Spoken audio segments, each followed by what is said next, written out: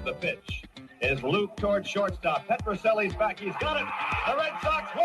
And it's pandemonium on the field. Welcome to the Great American Collectibles Show, brought to you each week by the National Sports Collectors Convention.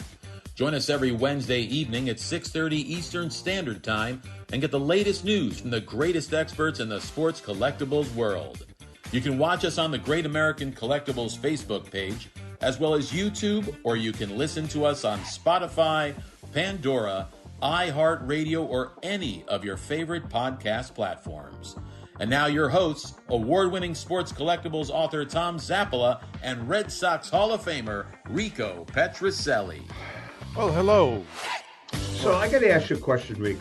Well, why is it that I have a tremendous migraine just before we go in the air? Any particular reason for that? You got to, see, you have the same setup. Now, I got to have a new computer. I got all these gadgets hooked up here to try to get on there. And so. Is your pacemaker hooked up?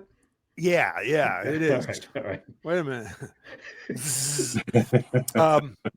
No, but that's why, Tom. So, I mean, now I got it. Now you're in. You know what the hell you're doing. Hey, yeah. I got to tell you guys something. That was less painful than I thought it was going to be, actually. So, see? Thank God I am not a big tech guy, as Lou and Rico know. But a little backstory. Do any of you guys own the new Apple Watch, the Apple 11 watch? No. Okay. My wife does. Well, let me tell you something.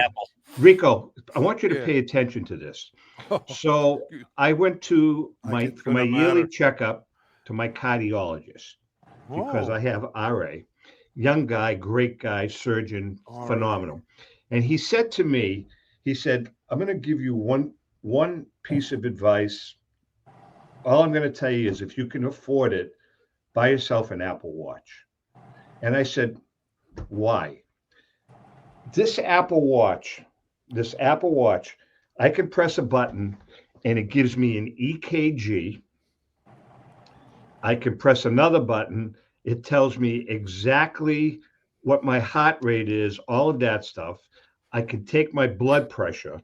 I press another button, and at night, it tells you exactly what your sleep pattern is, how many hours you slept, how many REMs, how many deep sleeps, all of that. Then it tells you get a notification, like, for instance, I bike. And I bike about 60 miles a week. 3 wasted minutes. Go ahead. So listen, Rico. This could save who cares? your life. Who cares? Anyway, make a long story short, I'm going up a hill on my bike, and I get a notification because my heartbeat per minute went up to over 100. Now, which is normal for if you're biking or working out. But I'm telling you, Rico, you're the last guy that should not be paying attention, especially since you have a pacemaker in your heart. That's why I have it. I don't need that crap. Come on, like, okay. You can only take the horse to the trough. You can only take the horse to the trough. Anyways, that's my recommendation. Anyways, all right. Yeah. We've got Doug Keating in the house. Doug, hey Tom, good to be here. Doug. How are you, Doug? Hey, Doug from Cardboard Promotions, our good friend. Al Crisafulli is here for the whole hour. Love the game auctions. He's got his auction going on, a lot of stuff going on. Doug, but let's talk to you first. You've got, what do you got coming up for shows? You got shows, every month? Almost every week. Really? We have, I'm taking this coming week off, but we got 2 shows the following week. Friday at Thanksgiving at the Envision Hotel in Mansfield. That's when I originally started back in 1991, freshman in college. That's over 100 tables. And a couple autograph guests, Derek Sanderson, Sam Horn, and Roland James from the Patriots. And then 2 days later, we're at the Solomon Pond Mall in Marlboro, Sunday on November 30th. Johnny Busick, Rick Middleton, and Cedric Maxwell. And that one's free admission, so over 100 tables. So you're in Mansfield. You're in, where was the second one? Solomon Pond Mall in Marlboro. And do you have a couple of other venues that you use periodically? Yeah, well, the show this past weekend, Emerald Square Mall, it's actually the largest show I ever ran. It was about 190 tables, and we had a great attendance this past weekend. And where was that? Emerald Square Mall in North Attleboro. Yeah. Okay. That's typically a 2-day show. And cardboardpromotions.com is the website for anybody want to look us up. And lastly, with the Holiday Inn in Dedham, we're back there Sunday, December 7th. So you've got about 4 Yeah, or we're 5 busy venues. schedule. Got great shows. He's got Yeah, really. you do. You know something? I've done a couple. The first show I ever did was with Rico. Rico, how many years ago was that? When Ellen, I met you for 25, the 30 first years time. ago, No, I I'm think. serious, about 18 years No. ago. Yeah, it's a long 18, time ago. Long time ago. Yeah. We met you for the first time. You were doing an appearance signing, and Ellen and I were doing a book signing on our first book. Hey, Doug, about your signees, where do you how do you line them up? Obviously, you don't go through the big agencies, do you? Or do you just have a relationship with all of them and you just line them up directly? If I have an existing relationship, sometimes it's just a handshake deal. I deal with them directly, such as Rico. And if it's the first time I dealt with someone or a really, really big name, yeah, I go through an agency. There's a formal contract involved. But I've been in the hobby a while, so I've got some connections. It's really good. Rico, when was the last time you were at one of Doug's shows? Not too long ago, right? No, not too long ago at the mall. In fact, it was terrific. Man, they had the whole center, almost the whole center with all the tables, and a great place to sign. And it went perfectly. Really, no, not because he's here, because it was an excellent show. I've done. Like, what is the mix typically? Modern, vintage, a little of both? Is it mostly vintage? Because I mean, I think you're a vintage guy, aren't you? Just in the last year, it went from about no Pokemon, and now over the third of the show is just Pokemon. And Rico probably noticed that too. Yeah. Oh, it was incredible. And I wish we had more vintage sports card deals, but there's not a lot of vintages out there, so there's not a lot of vintage dealers. But we have a decent amount of vintage sports cards, and obviously a lot of the newer sports cards and memorabilia. It's a good mix. A lot of modern, ultra modern stuff. Yeah, I know there's modern and there's ultra modern stuff that was produced in the last 12 days. Everybody's welcome in my show. You're just kind of embracing it. Whatever the trend is, you're just kind of embracing it. You're not fighting up. Yeah, it's like that. I know this is not really a Pokemon show here; it's more sports, but I'm trying to embrace that Pokemon trend too. You see the kids with the father or mother right at the Pokemon. Yeah. And that's good to bring him in, but we got to get him in the cards too and other stuff. I know Al will appreciate this, but if you you wait long enough, by the end of the day there'll be another manufactured rarity, one of one, with some player, right? Yeah, I told you, the one-on-ones are getting gimmicky. It's become a joke. It really, Al. I know that you have very similar feelings. Let's put it that way, but it's really becoming absurd as to some of the stuff that they're coming out with. Go ahead, go for it. I mean, I don't mean to denigrate what anybody likes to collect. I just would rather buy something that's the only example because it's the only one that survived than to buy something that is one of 10,000 of one thing that they made. They made one example of Derek Jeter's card and one example of Derek Jeter's card in gold foil and one of Derek Jeter's card in silver foil and one in, with his jock strap and right. It just crazy. It doesn't do anything for me. And look, we picked up a huge collection and I have a giant box of insert cards. There's got to be 3,000 insert cards of from various issues, all of them very rare. So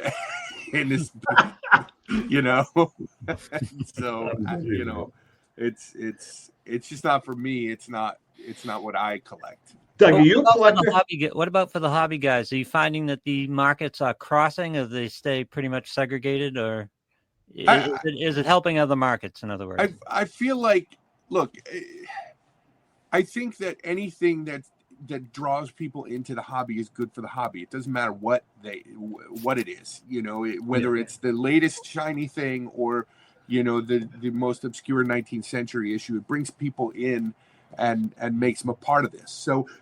So I laugh at it, but I don't mean to sound like a jerk. I mean, when I was a kid, I got into the hobby by buying packs of cards of the players that I knew. Sure. You know, the thing that drew me in, when I still remember the very first pack of cards that I opened in 1977, and got a Rod Carew, and Rod Carew was like, he was like the greatest in my mind. That's a great pull. Great. That's a great pull. Pulling that card out of my first pack sold me on the hobby. Yeah, here I am, almost 50 years later, still doing this thing because of that card. So, if somebody pulls some shiny Ichiro card or Mike Trout card or Aaron Judge or whoever, and that brings them in, then you're good for that. Who am I to say that that's bad? Doug, are you a collector? To some extent. Is there anything that you lean towards? When I was growing up in the 80s, I collected Fernando Valenzuela and Ricky Henderson. I still think I have all those cards. Fortunately, they both passed away in the last couple of years. And now it's a matter of finding the space and at my house and the time to collect. So I collect a little bit, but I lean towards the vintage. All right. So so the next show is the Saturday after Thanksgiving. Friday after Thanksgiving. Friday after Thanksgiving, and what's the location again? In Mansfield, Envision Hotel. Okay. And how can people reach you? What's your website? The website is www.cardboardpromotions.com. Cardboard promotions. Yeah, cardboard like baseball cards promotions. Yep. Put them on online. All right, good. All right, Doug. Right, good luck. Good luck at the next one. Thanks. Good seeing you next month. Good seeing all you. Thank you. Right. All right. Doug Keating from Cardboard Promotions. Thank you, Doug. Thank you. Okay, Al, Mr. Crisafulli. What's shaking? A lot going on. We're real busy. We got some big announcements coming up in the next. When is it? Next week? The week after next, we've got Leighton Sheldon coming on as our guest host with Rico and I and Lou. We've got some pretty good stuff that we're going to be doing. Have I met Leighton? I don't know if I met Leighton. Lou used to do a show. What was it called? Leighton's Loft? Leighton's Loft, yeah. How long did you guys do that for? Oh, 2-3 years, maybe. Yeah. Right? Yeah, you did it quite a while. Leighton's a good guy. I like And Leighton. he developed his own media department, and there was no use for that anymore. And I know that, really. He's got his own podcast now and a couple of other things. He's all over. That guy, he doesn't stop, that guy. He does not stop. He is all over the place. Anyway, so, we have some good stuff coming down the road. And by the way, last week, we started, Rico, you weren't here last week, but we started our new segment called Another Crackerjack Moment. And actually, Lou is pretty popular. Believe it or not, we've got some nice book orders over the course of the week. Yeah, we're very, very happy. But we'll talk about that later. All right, now, you are in the midst, not in the midst, your auction just started when? Thursday, and you've got some really cool stuff. I want to get right into the Players League documents if we can. Yeah. I'm writing a piece right now that I've been working on. Actually, it's finished on the Players League. So it's the Northeast Find, it was called. And that is a really, really, really historic piece of memorabilia. You want to give the backstory, right? Yeah, it's a really interesting story, and a lot of people don't know it, and I think this is what makes it significant is obviously the story. So we're going to go back to 1889 when the Cincinnati Reds petition to get reinstated into the National League, and they become a National League team. This is how they build themselves today as one of the oldest, longest running National League teams with the Braves and the Phillies. Yep. But for a few months in 1890, they were actually not a National League team, because what happened was at the end of so you had the Players League, which was founded. Yeah, but hold on a second. Hold on. I don't want to. I'm going to interrupt you. Just the only reason being, I want to lay the groundwork where back in 1990, this contractor was working on an apartment building, and he was renovating an apartment building, a floor of an apartment building, and there was a storage room. and he called the landlord up and says, "What do you want me to do with all this stuff?" And the landlord said, "Throw it in the dumpster." So he was bringing this stuff out, and he found a box that said baseball content. That's all it said. He opened it up, and boom. Now you can continue, Al. That's what was in it. So 100 years prior to that, okay, because this was in 1890, John Montgomery Ward is a very he's a Hall of Fame player. He's a popular player in his era. He's also very antagonistic to ownership, and what he does is he doesn't like the fact that baseball has a reserve clause, which ties a player to his team, and so he forms a union, and then he helps to create a whole new league to bring players into this league, the Players League, which had no reserve clause. That was kind of the point of it, right? And so the Players League in 1890 becomes a legitimate competitor with the National League and the American Association. As a matter of fact, a lot of National League players jumped to the Players League, and the National League had to scramble to get players from other leagues to fill in their gap. Yeah, and some of the biggest names in the game went to the Players League. Right. So all three of the major leagues in 1890 had a difficult time of it, but the Players League actually probably did the best. They had the biggest names, and so now we forward to the end of the 1890 season, and the Players League decides, okay, we want to strengthen for next year, so we're going to get rid of our worst performing team, which was in Buffalo, and we're going to replace them by buying the Cincinnati Reds. Correct. Okay, so the John Montgomery Ward organizes this consortium of people to buy the Reds, and they do this transaction, and then the ownership of the team gets spread out among all of the different Players League teams.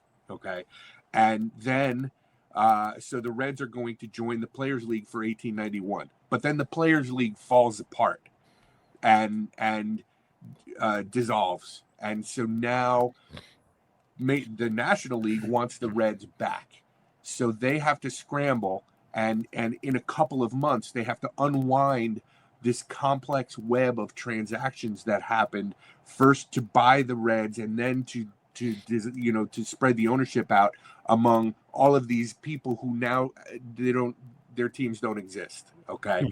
And so the Reds were able to, or the league was able to make this happen and get the Reds back into the National League in time for the start of the 1891 season. They did this in just a couple of months. This whole thing happened. And what we have is all of these contracts and court documents and handwritten. I mean, some of these one of the contracts was handwritten on a hotel letterhead, to buy back the Reds. These are handwritten contracts that are signed by the people who were the owners of all of the Players League teams. It's such an incredible piece of historically significant documents. This was a big deal. This was all over the newspapers in 1890. It was a big drama, that this was happening in baseball. Mm-hmm. And now here we are, 100 years later, they find all of these documents in a storage room in a box. In a box. It's pretty amazing. So we have all of those documents. Very, very, very cool. Very cool. It's a great story. And by the way, you know who the original guy was that handled this was our good friend Joe Tomasulo way back. Mm-hmm. Joe's the one that handled the whole Players League auction at the time. Yep. And then what did they do, Al? They must have sold it in pieces, or did they? This was I don't know if it was one lot or what, if it was made of multiple lots or not, but I feel like this lot is far more historically important than just there's no Hall of Fame autograph in this lot, so there's no shiny thing for people to look at and grab onto. But if you're interested in this story and the history of the Players League, the National League, and the Cincinnati Reds, which has gone on to play such an important role in baseball. Think of it that with the Players League, after that whole thing collapsed, nothing happened again with the reserve clause until Curt Flood kind of opened up the gates again, at least to get it going. And then another one, Andy Messersmith and those guys, that was another 10 years later. You know what I mean? The other thing about this that made it really interesting is that part of the drama was about the purchase of the Reds by the Players League in the first place, because the whole point of the Players League was that players couldn't be under contract. You couldn't own a human being, right? And so we're going to start this Players League. But then when they bought the Reds and all of the contracts. So there was this whole backlash about that. About, hey, wait, I thought you couldn't own a human being, and now you just went and bought all these human beings who didn't sign contracts with the Players League, but now they're in the Players League. And was that when you played the collapse of the Players League, Al? Was that one of the kindling pieces? I don't think. I think it was attendance eventually caught up to not just them, but all of them. Attendance really caught up to them. Yeah. Hey, Rico, when you played the whole reserve clause thing? Did players, bitch about the fact that your hands were tied to ownership? Well, no, they didn't really, get angry at it, but it was just part of the game that, you couldn't do anything about it. Now, if you wanted a contract, say get a raise, a little bit more money, and they said, forget it, go home. And that's it. You don't play. And you had no recourse. Nothing you could do. Nothing you could do. That's it. No. It was true. They owned you, and but you adjusted. So none of you guys had agents then, right? At the time? No way. Yeah. How quickly did you guys assemble behind Curt Flood when he started to challenge the reserve clause? Right away, but when it was Marvin Miller. Marvin Miller was the guy who really got it going. I mean, Curt was great, going to court and everything. But and the owners had just so much power, they weren't going to overturn it. And so Marvin Miller, man, he came to spring training and told us they make this how much money. Look how much the NBA makes. $80,000 a year is average. What? We go, what? 80,000. Holy jeez. Football was amazing. 19,000. The football players were 19 grand. 19 grand average. And of course hockey was even less. It's amazing to think that we're about to probably go into another work stoppage in baseball over these issues that we've got documents that are 150 years old in this auction that are dealing with the same issue. Same thing. They just kick the can down the road every 10 years or whatever it is. Absolutely. And here we are again, maybe crazy, talking about crazy stuff. Work stoppage. Hey, Al, before we take a break, talk to us about this Babe Ruth gamer. Can you give us a little information on the bat? Sure. It's a Louisville Slugger 250 model. Which represented its highest quality of wood, right? Most of the gamers were 125. This is 250. Ruth is known to have swung the 250 bats. We've sold one of these before. Yeah. This one has been graded by Mears. It's an A7. Beautiful bat. It's in pretty good shape, but it's got a lot of restoration to it. So it displays really well. So it's a pretty cool piece.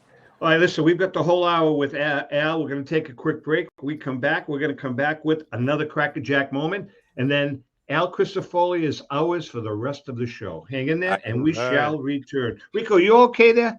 Yeah. I'm listening. That was great stuff. I read a couple of books on that. And it is good. I know what you're going to say. I was actually there. I know you're. I was not going to say that. Yeah, okay. All right, hang in there. We'll be right back.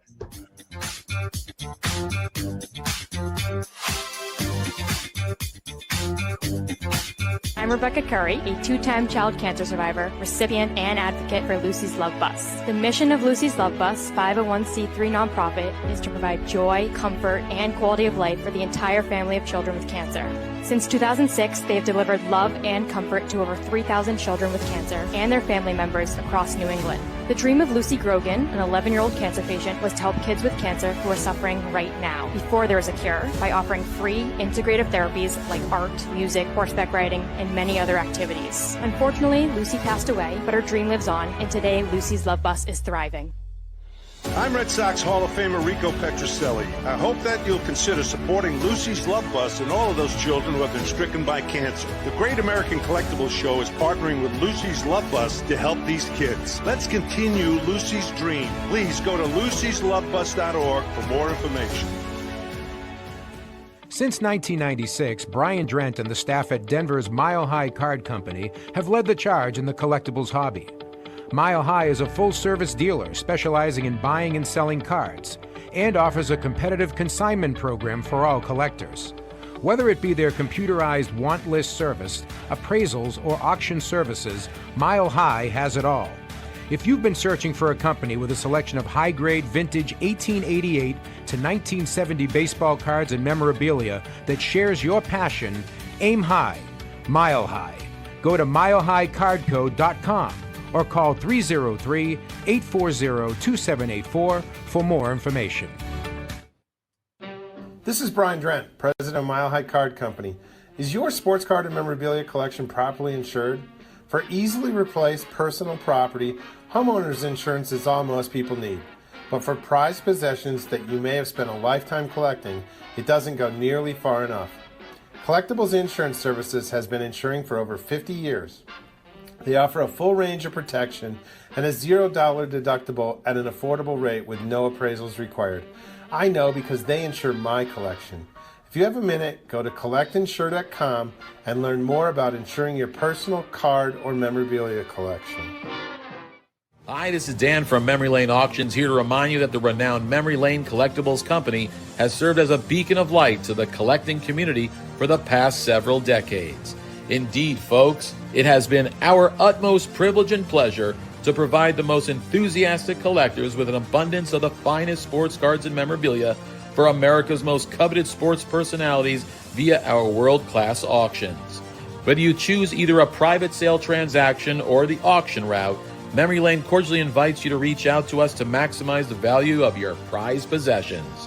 Also, it is not just sales that we pride ourselves on being the best of the rest, because if you are seeking a particular keepsake for your esteemed gathering, we will be relentless in our quest to find that special piece to fulfill your collecting dreams. So no time to wait. Reach out to us today for the purposes of capitalizing on our unparalleled marketing capabilities. Simply pick up the phone and dial 877-606-5263. That's 877-606-LANE, or find us on the World Wide Web at www.memorylaneinc.com. Now is the time for your valued consignment to ultimately become another one of Memory Lane's record-setting prices. How would you like to own the bat that was used by your favorite player when he hit that towering home run or game-winning base hit? Now look no further than JT Sports, specializing in the sale and authentication of professional game-used bats.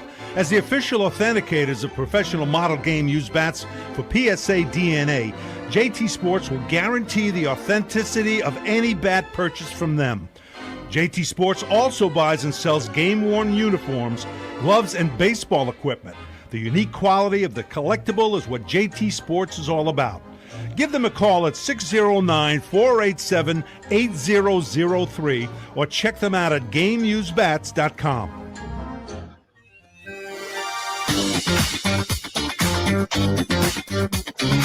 Okay, we are back. Al Crisafulli's in the house. Rico's in the house. Rico made it on time. We're very, very proud of him. Louie's in the house.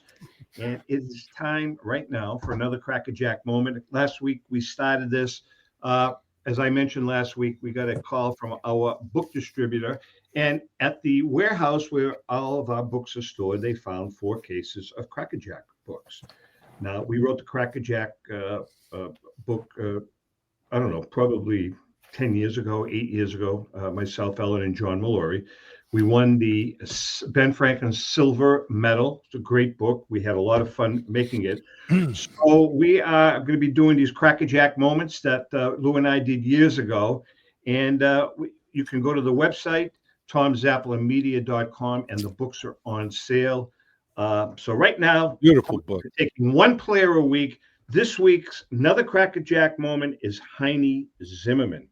Heine Zimmerman could have gone down in baseball annals as one of the greatest third basemen, one that certainly could have been considered entrance into the Hall of Fame. Instead, he represents everything that a player should not be. The great Zim, as he was known during his days as an impact player, eventually wasted what could have been a truly great career. In 1912, Zimmerman took over as starting third baseman for the Cubs after the sudden death of Jimmy Doyle from appendicitis.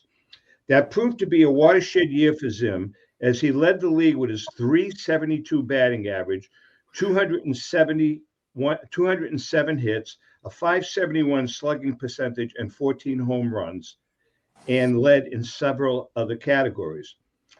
Although he had a total of 300-year seasons and played on the 1907 and 1908 World Championship teams, Zimmerman was always surrounded by controversy.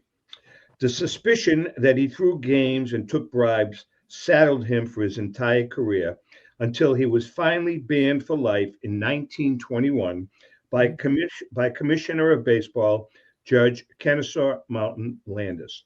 There are many examples of the indiscretions on the part of Zimmerman, including purposely muffing a rundown in the decisive game of the 1917 World Series, although some take issue with the allegation. Then there's the fact that he batted .120 in that same series. Zimmerman was also indirectly implicated in the 1919 Black Sox scandal. The fatal flaw that contributed to his final demise was that Zimmerman had a problem holding on to money. He was always broke because of his penchant for spending money on extravagant things. His association with the likes of Hal Chase during his playing days and the notorious gangster Dutch Schultz outside of the lines did not help his reputation either. All in all, the great Zim turned out to be a major black eye for the game. He later operated a mob-connected speakeasy and worked as a plumber and steam fitter. And that's another crackerjack moment. So remember, you can go to tomzappalamedia.com if you want to buy the book. Lou, do we have the website there or not? We don't not have I don't have it up right now, but I can get it up for you. Yeah, if you can get it up. You got to, Tom, it's on sale, by the way. It's on sale. Yes. Oh, it's a great book.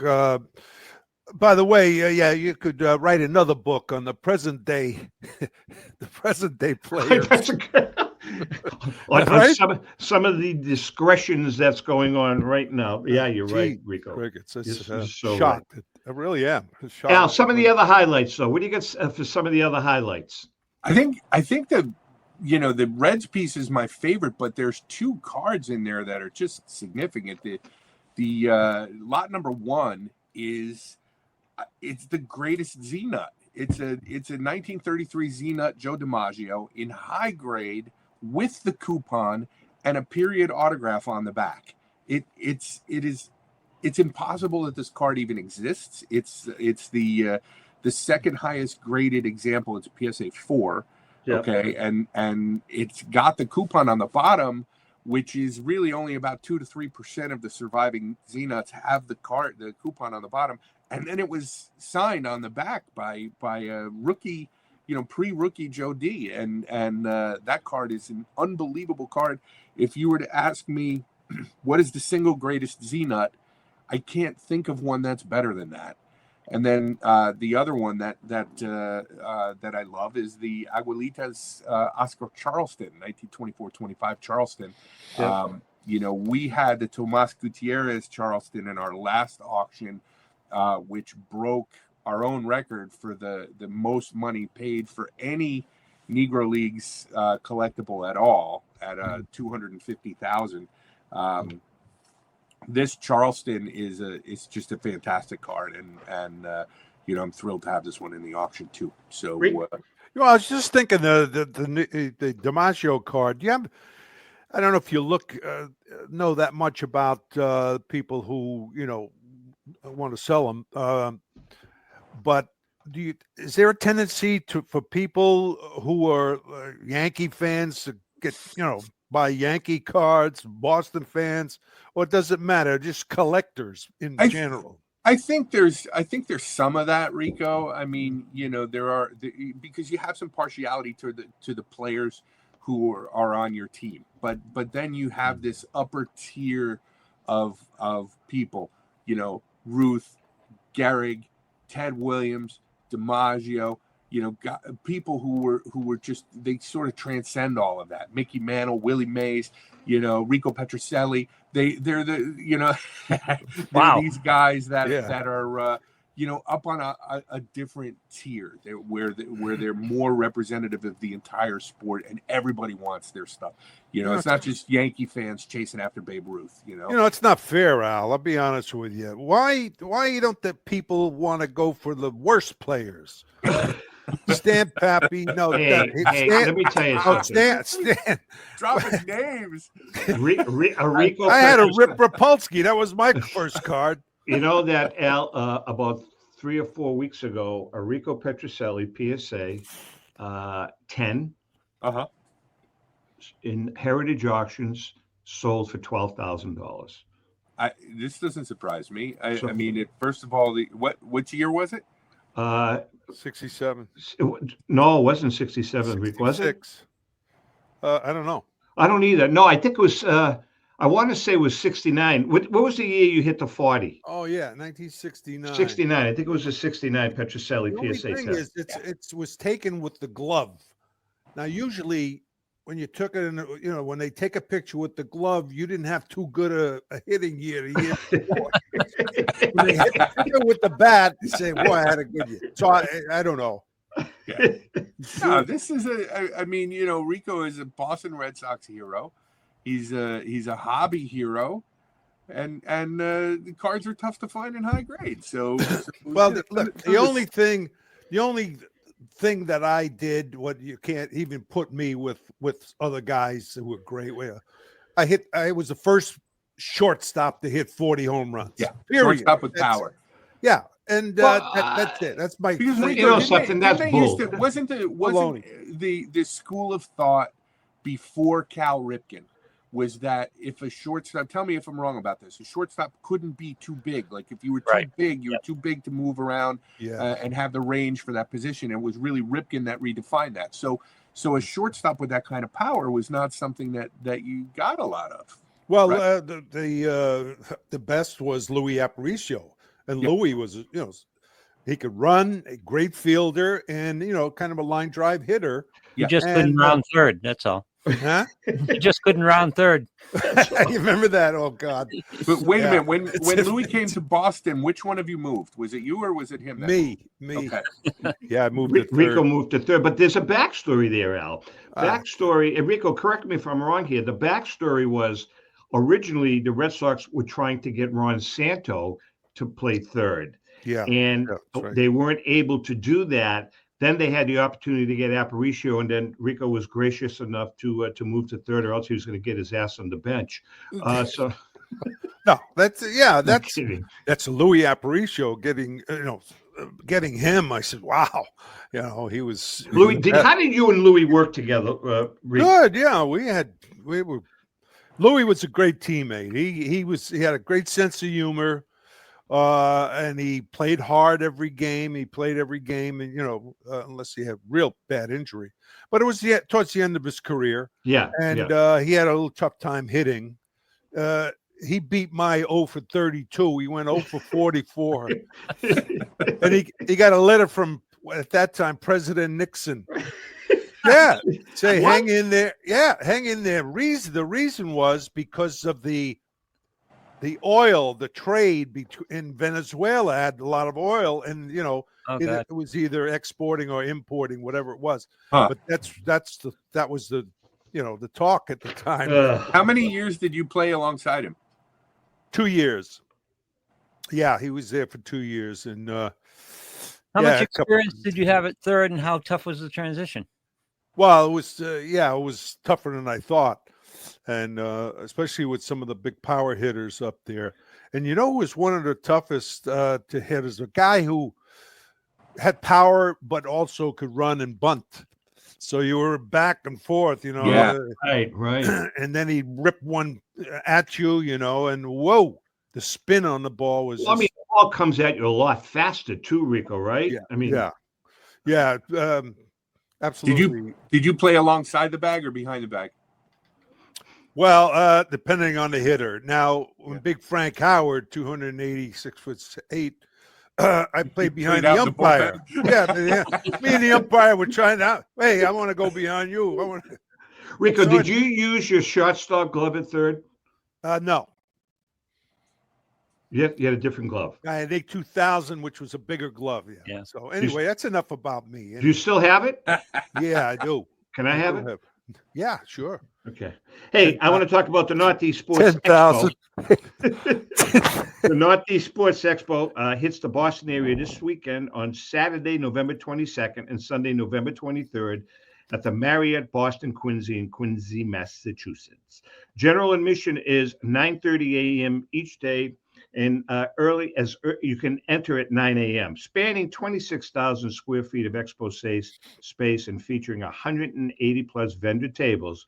This is New England's biggest card show, packed with sports cards, memorabilia, Pokemon toys, and Funkos. Are those Funko bats or is Funko a toy? It's a weekend for collectors, fans, and families alike. Celebrity guest, U.S. gold medal Paralympian Kip St. Germain, former Boston Bruins player Graham Townsend, Barry Peterson, and Bruce Shoebottom, former U.S. national sled hockey team captain Joe Howard, NHL Network and NESN analyst Billy Jaffe, pro wrestlers Anthony Green and Chase Stevens, actor Mark Bosquet from Slapshot. Oh, I remember, that was a good movie.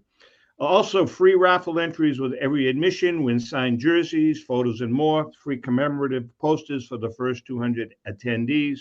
On-site authentication by JSA. Event host Saturday with Nick Fitzy Stevens and Sunday with Mike Sarge Riley. That is the Northeast Sports Card Expo this weekend at the Marriott Boston Quincy. Al, what else, baby? What else do you have in this great auction? Because I went through it, man. You get some cool stuff. Yeah, cool this stuff. auction is so full of rare type cards, just stuff you don't see every day. We've got a ton of vintage scorecards, World Series programs. There's a lot of basketball in this auction, a lot of tough basketball that you don't see very often. Cons, hot dogs. There's complete basketball sets. We have a beautiful 1948 Bowman George Mikan autographed, which is, it's kind of a holy grail card, which is pretty excellent. Wait a minute, it's the card autographed? Yeah. Wow, that is Mikan rookie autographed. Yeah, that is the holy grail of basketball cards. Yeah, that's a pretty significant card. There's a lot of Cuban cards and Caribbean cards in this auction again. Which is stuff that we love to sell, and we love to bring some of that out, and a ton of 19th century, a lot of old judges, SF Hess, California League cards, lots of that kind of stuff. So it's if you're a collector who likes rare and obscure, this is a great place to go. It closes on the 29th of November, so we're kind of right in the thick of it now, and it should be an exciting finish, I think. Rick? Yeah, I wanted to ask all of you actually about. By the way, you got football cards too. That with football season, I would think that people would be interested in it. But Al, New England has this kid who's looks like he's going to be a really good, but they're comparing him. I heard to Tom Brady. I mean, come on now. They buy his card now. Whoa, this kid's going to be great, right? It's a chance. It's chancy. Yeah. That's good. But it's so ridiculous. I don't know, Lou, how you feel, but don't. How can you compare him at all to Tom Brady? Well, Tom Brady was the greatest ever. You can't compare him. No, there's talk about. Well, hold on. A lot of Brady. people. Well, hold on. No, a lot of people are not comparing them for careers. They're comparing him with Tom Brady's rookie season. And this kid is right up there He's good. Statistically, I like him. Now, is he Tom Brady? I love Absolutely Tom Brady. not. Will he ever be Tom Brady? I seriously doubt it. But his numbers right now at this snapshot in time as a rookie, I mean, they're right up there with Brady's, Lou. Yeah, I understand. What are your thoughts, Lou? Because I know you love Brady. I am trying so hard to hold back my enthusiasm about Drake May and he's not Tom Brady. That's ridiculous. He won't be Tom Brady for another 10 years if he gets Super Bowls under his belt. I mean, look at Patrick Mahomes and how we were so willing to anoint him. And Brady is just a unicorn because he just did it over 2 decades and won 6 Super Bowls and went to 9 and won 7 Super Bowls and went to 9. And, so comparisons to Brady is silly. But I'm just so enthusiastic about Drake May. I'm trying not to lose it, absolutely not lose it, because this kid throws about 6 balls a game that are just unbelievable. How does he do it? All right, listen, before we take a break, Al, I'm going to throw this out at you because I know how you feel about speculating, and we've talked about it in the past. So do you know, and this is classic, and this is a perfect example, people, of being careful.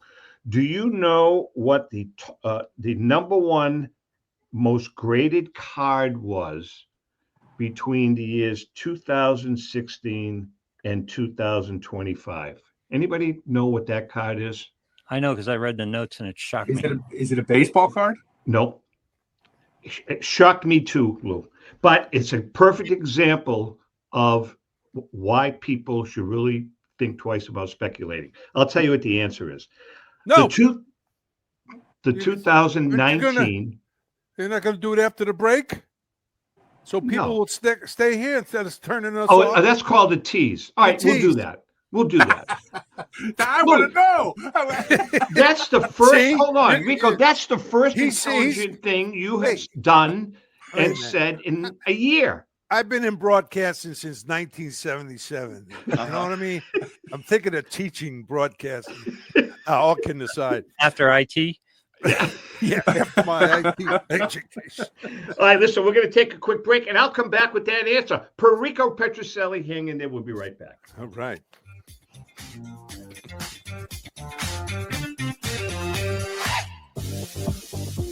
I'm Rebecca Curry, a 2-time child cancer survivor, recipient, and advocate for Lucy's Love Bus. The mission of Lucy's Love Bus, 501c3 nonprofit, is to provide joy, comfort, and quality of life for the entire family of children with cancer.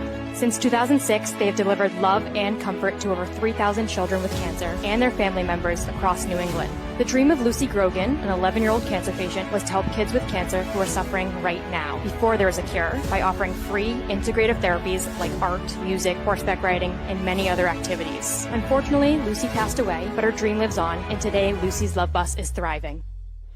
I'm Red Sox Hall of Famer Rico Petrocelli. I hope that you'll consider supporting Lucy's Love Bus and all of those children who have been stricken by cancer. The Great American Collectibles Show is partnering with Lucy's Love Bus to help these kids. Let's continue Lucy's dream. Please go to lucyslovebus.org for more information.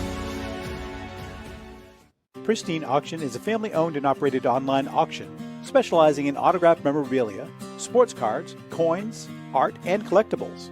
Since their founding in 2010, they've grown to 2 facilities in Phoenix, Arizona, totaling over 60,000 square feet. Jared Cavalier and an incredible staff of over 150 team members serve a very large customer base and enjoy every minute of it. By working with leading authentication companies, Pristine ensures all items are 100% authentic. In addition, third-party authenticators regularly travel to Pristine Auction to provide authentication services on site. Pristine Auction strives to operate its business in a way that's honoring to God, their families, and their customers. With a strong focus on speed, quality, and premier customer service, their mission is to be the leading online auction for every level of collector and fan. Pristine also works for Hope Sports and Identity Hoops International, traveling to Mexico to build houses for the less fortunate. Pristine Auction offers several online auction formats with thousands of auctions ending each day. For more information, go to pristineauction.com. That's Pristine Auction, the best in the business. If you're a discerning collector interested in owning the most important pieces in the hobby, look no further than Leland's Auctions. The original sports auction and appraisal house, Leland's was established in 1985 by legendary Pioneer founder Joshua Leland Evans. And today, President Mike Hefner carries on their tradition. From the Tom Brady card and memorabilia collection to the famed Boston Garden Auction to high-end card auctions from every major sport, Leland's has always maintained the highest standards. Go to Lelands.com and get your bid in. That's Leland's, the hobby's leading sports auction house for 4 decades. It's often been said that championships are won on the practice field, and world records come only to those willing to work harder than everybody else. Heritage Auctions is the world's largest collectibles auctioneer because we believe that becoming the best is only an invitation to the challenge of remaining the best. This requires the skills of the hobby's top experts, capable of identifying and maximizing value for our consigners. It requires the most visited website in the industry, courting a global audience of collectors over 1.5 million strong. It requires a dedicated press department that expands our global reach far beyond the entrenched hobby marketplace. It's hard work, but a simple premise. Present the finest collectibles to the largest population of potential buyers, and world records will come. We invite all listeners to put the unmatched power of Heritage Auctions to work for you. Auction evaluations are always free, and our commission-based fee structure ensures that our interests are always aligned. The highest possible price for your collectibles. There will always be new world records to chase, so let's chase them together. Visit our website at ha.com and request your no-obligation review today.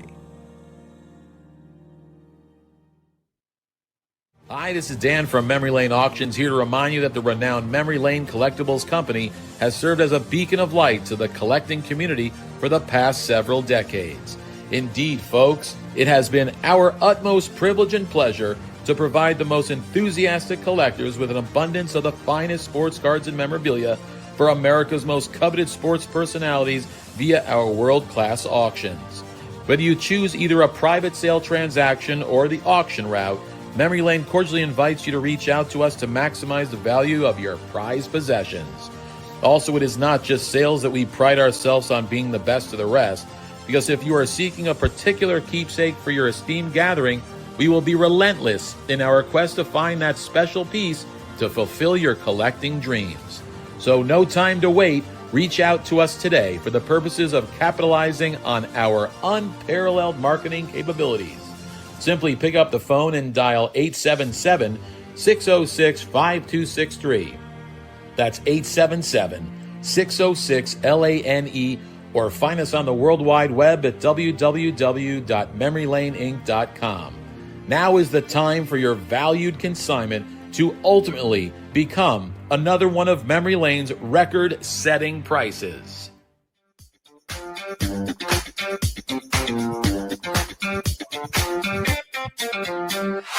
Okay, we are back. Al Crisafulli's in the house, Rico's in the house, Louie's in the house, Tom's in the house. I'm not giving the answer yet until after Lou Reeds tells us about our good friends at the Philly Show. I know which one we're going to. Philly Show is December 12th through the 14th at the Greater Philly Expo Center in Oaks, celebrating 50 years of connecting collectors, athletes, and fans.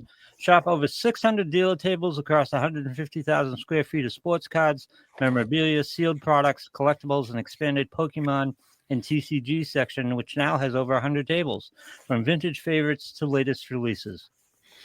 Rating and authentication companies will be on site along with major sports auction houses for submissions, valuations, and appraisals. Kids 10 and under are free along with a paid adult, and active duty military and veterans receive half off admission with proof of service. And don't miss our community trade nights happening Friday and Saturday evening, open tables, great energy, and collectors trading with collectors all night long. Now the autograph lineup with more guests to be announced. Meet current Philadelphia Eagle stars Cooper DeJean, Reed Blankenship, and Brandon Graham. Philly stars and legends of the past Cole Hamels, Larry Boa, and Lenny Dykstra. Baseball Hall of Famers Vladimir Guerrero Sr., Edgar Martinez, Eddie Murray, Tony Perez, Alan Trammell, and Dave Winfield. NBA Hall of Famers Dennis the Worm Rodman and Dominique the Human Highlight Reel Wilkins. Jerome the Bus Bettis will also be appearing. And last but not least, the one and only, do we know this guy? Rico Petroselli. Rico Petroselli. Yeah. Well, I'm doing the bathrooms and Tom's doing the dusting on the tables. Al, you're going to be there? I will not. You're not going to be in Philly? No, I haven't done the Philly show in years, and I Oh. want to get back there. We're going to be broadcasting from there. I would love to get back in there. I love that show. But when Yeah, we it's moved a great show. You know, when I lived and the office was based in Jersey, I could get there and get home. Right. You know, but when I moved up to New York, it got much more difficult to do that, and so we did the Shriner show up in Boston. And I would like to get in and do a Philly show or two. I don't think Shriner show in Boston. Your guys gobbled up those sandwiches pretty damn quick. I'll tell you that. Holy Jesus! Hey, listen. All right. So now I'm going to give the answer.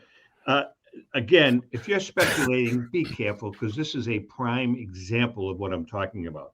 Yep. So at the top of the top 100 most graded cards from 2016 to 2025, I hope you didn't cheat. Al, what do you think the card is? I mean, it's not a baseball card, so I have no idea. Rick, you have no clue, Rick. You never even heard of this guy. The 2019 Panini Prism base number 248, Zion Williamson. Yeah. Perfect example of why you should be careful about speculating. That's one guy. Yeah, but that guy, Rico, think about what we're saying here. He's the most graded card in the last 10 years.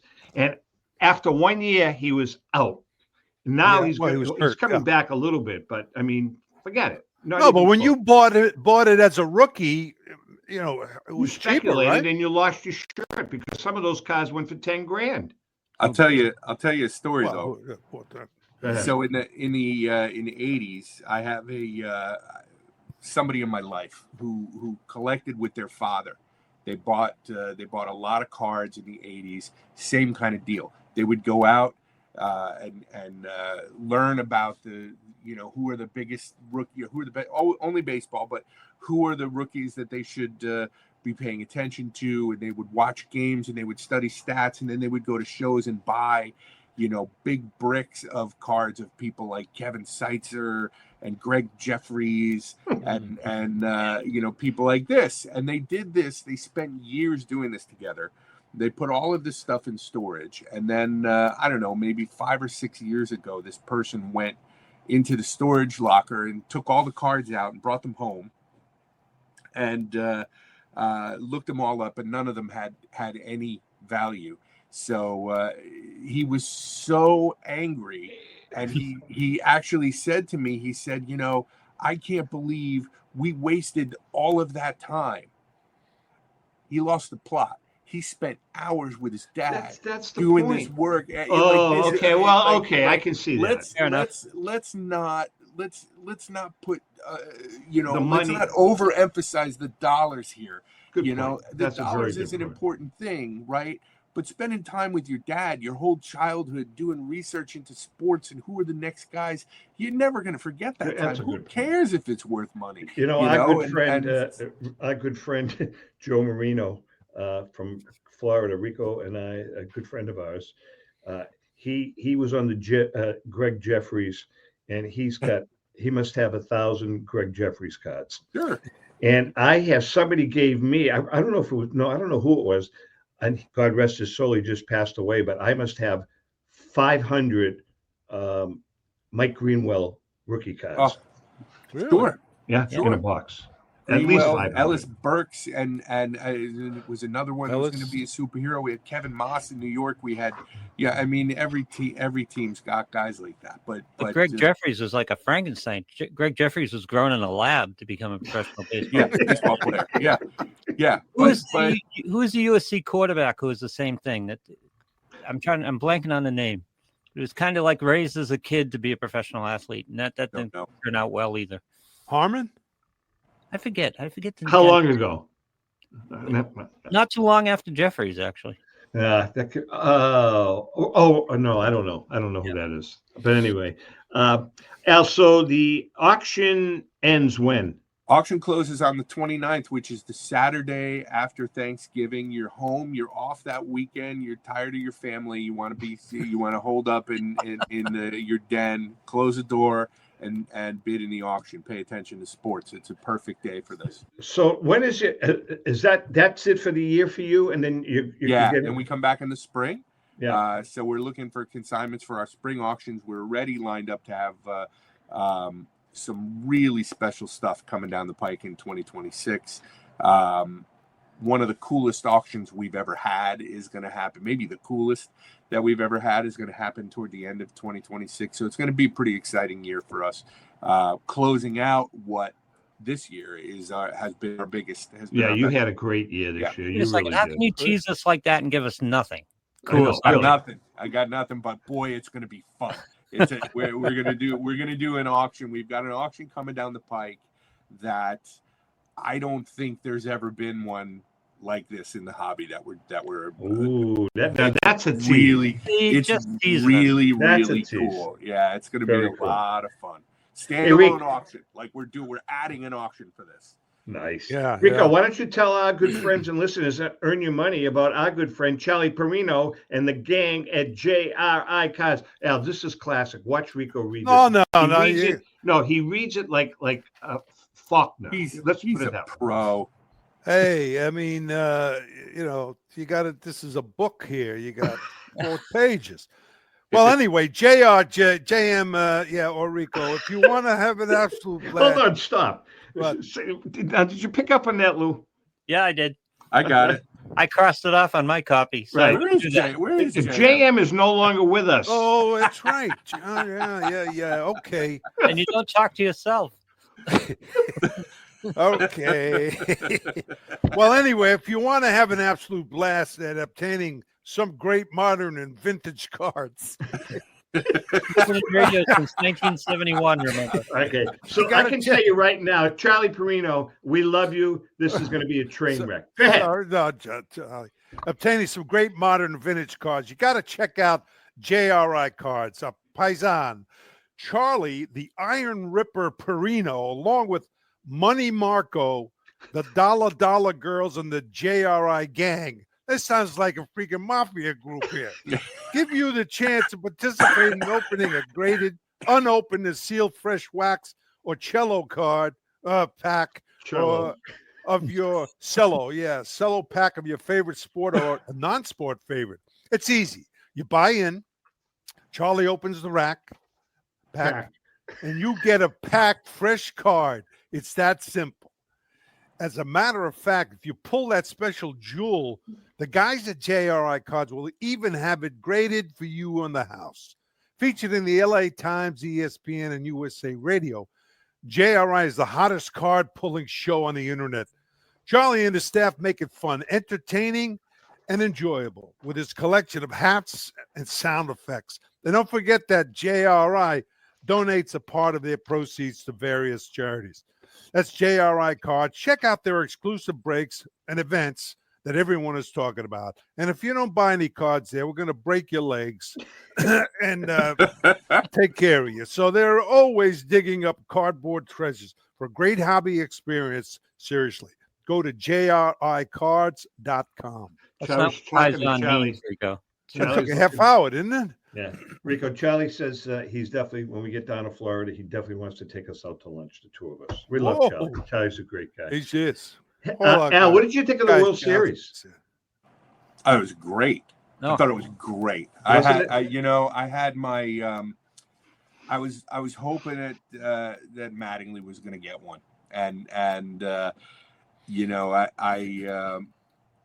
once I got past the fact that the Yankees didn't have the team, they were not built for the postseason. They're not built for the playoffs. They're built for 162 games. Right. They're not built for a 7-game or a 5-game series. Once I got past that, I really like Toronto, and I like the way they're built. I like the fact that they play more of an old school brand of baseball where it's not just home runs and strikeouts.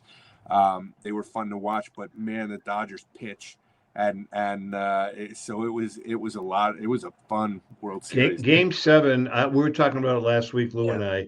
I put Game 7 right up there, surpassing the 75 Fisk game. Wow, I do. Wow. I mean, if you think about, first of all, it was a Game 7, number one. When that 75 game was not a Game 7, and then the Fisk home run. I mean, you can't take anything away from that, but it was just one snapshot in the game. Cabo and there were so many twists and turns Yeah. in Game 7 of this World Series. It was just like, are you kidding me? Are you kidding me? I got And there was COVID. no, as I pointed out last week, there was no Buckner moment. There were no lapses. These just two teams throwing haymakers at each other. Yeah, it was two heavyweights, just pounding each other. I got COVID sitting in a bar watching. I know you I told did. me. I was. That's what I was doing. I was in one place and it was time to go. They didn't have a television, and so I was watching the game on my phone. And then it went into it went late. The game went late, and I left the one place, and I was like, I know that they're showing it in that bar, and I went down to the bar, and I got myself a seat, and I sat down, and I got COVID while I was. Before we break, I'm curious. Days later, I was like, something's not right. Do you guys hate the Dodgers because they spent so much? I kind of like this team. I kind of enjoy the hell out of it. You can't. What, you're talking about the Dodgers? Yeah. Yeah, you can't. I don't dislike the Dodgers. I don't think you can really dislike them because they really work hard. They've got some great players.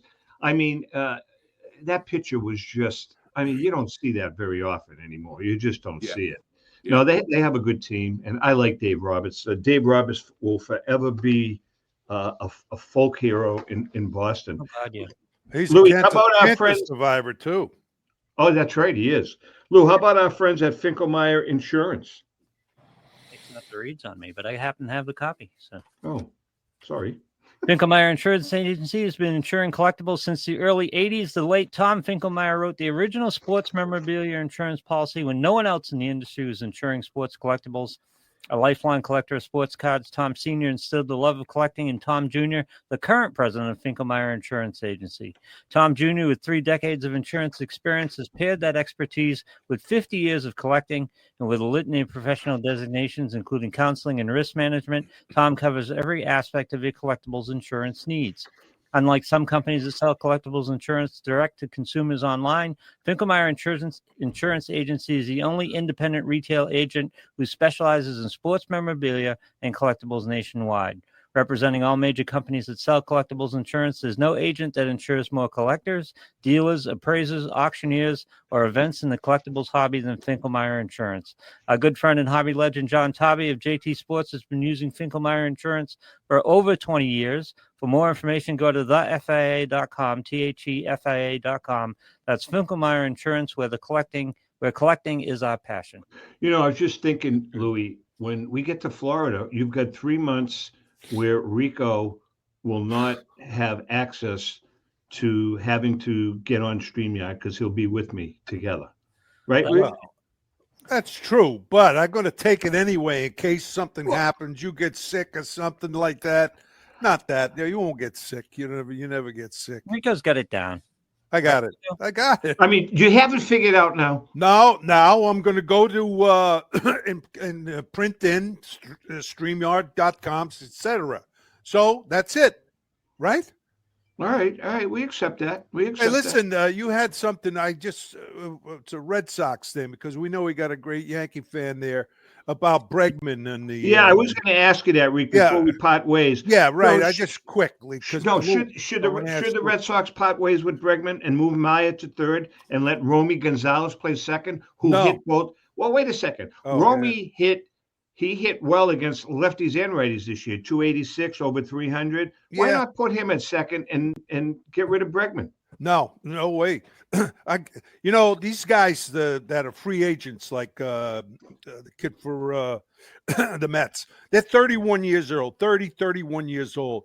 It's different today. These guys, in the off season, they work out during the season. I mean, they're in great shape. So I would give a guy a 5-year contract for, 31 years old or 36 or 7. I mean, I think they could still produce. So Bregman, that's what I'm talking about. Bregman in particular, I would give him a contract, move the other kid to second base, go out and get a guy that can hit some home runs, knock in some runs. All right. So now the latest rumor, Lou, I don't know if you read about it today, but the Red Sox are kind of flirting with Bo Bichette. Yeah. And either Pete Alonso or Kyle Schwarber.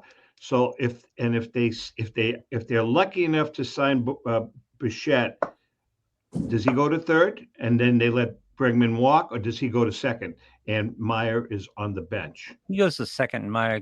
Well, no, Meyer plays. They let Bregman walk. Meyer goes to third, Bichette second. Yeah, third base.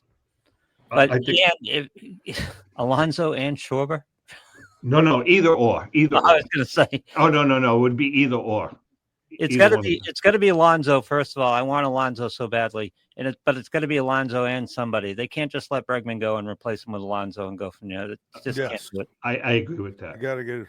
Now, and again, your Yankees are heading in the wrong direction, in my opinion. Although they have a hell of a pitching staff, I have to admit. But I don't know, that team is missing something, Al. They're missing something. They don't know how to play baseball. I don't know what it is. They don't know how to play baseball. They don't know what to do if the ball doesn't go over the fence, or if the batter doesn't strike out. They don't know how to. They haven't had pitchers fielding practice since these guys were in Little League, and they don't know what to do when they're on the bases. The base running is terrible. They don't know how to hit behind the runner. They don't know how to move guys over.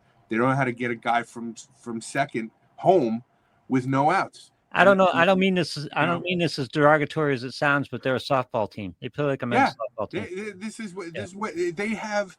They are built to win 90 games, and because that'll get them into the playoffs, and then they fall apart. They're built to win 90 games, but just the law of averages means that they're gonna score enough runs that they can win 90 games, and they're gonna do that with power. But when you get into a short series against a team that's the quality pitching, the best pitching in baseball, the postseason, they don't know what to do. They don't know what to do, so until they actually start coaching these people and teaching them in the minors how to do this stuff. Got to get some guys on base percentage. Get on base early. Yeah, you're right. You're right. It's when you look at these guys in the batting order and look at their on base percentage as a team. Judge is great. Judge is great, and Bellinger was nice. But you've got guys with on base percentages barely over 300. Yeah. And it's not like they're. Who I like? I like Ryan McMahon at third base, and they say, "Oh, he can catch the ball," and but Aaron Boone doesn't seem to care. He'll put guys out of position. It's like it doesn't matter. He'll just, we've got a guy who's never played third base in his life. Let's put him on third base and see what. I'll tell you what. We stand on Aaron now because everyone's on Aaron's ass about getting him out of there, and I don't think Aaron's a problem. I agree. I'm not a big Aaron fan because I don't think his in-game management is particularly good, but I also don't know how much of those decisions, he'll tell you they're all his decisions, but it's everything that you hear that comes from the guys who come up from the minors and who are not with the team anymore. When they interview those guys about the Yankees, they're talking about how it's a systemic thing and how they're so driven by analytics that they're even in the minors, they're not taking them through situational baseball. They're not taking them through any of this. It's just how hard can you hit the ball? It's exit velocity and it's launch angle. They play games in the minor leagues that are basically, if you hit it over a certain amount of miles per hour, you get a point. And if you don't, the pitcher gets a point. And so what happens if you hit a little ground ball in the hole between the pitcher and the third baseman, or the pitcher and the shortstop, do you know how to beat that out? Do you, if you're on second base when that happens, do you know what to do? Do you know how to move the runner over with a opposite field ground ball? No, they don't. That's not what they know how to do. So it's either strikeout, home run, and that's it. So I have no confidence. It was obvious, really. Yeah, I mean, you could just see it. All right, we're just about out of time. Just remember one thing, Al. Roman Anthony. Remember the name, Roman Anthony. He sounds like a restaurant. He's going to be a stud. Yeah, Roman Anthony. Sounds like a restaurant in Little League. All right, listen. We're just about out of time, Mr. Crisafulli. Wishing you the best Thanks, with your auction. We love you. You do a great job. You're a real credit to the hobby.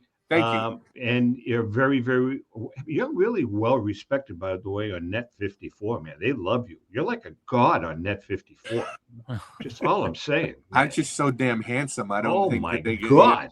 With that being said, Rico, welcome back to reality. You were able to get on in a timely fashion. We're very proud of you. Louis, thank you for all your help. And to our viewers and listeners, happy collecting. Bye, buddy. Take care.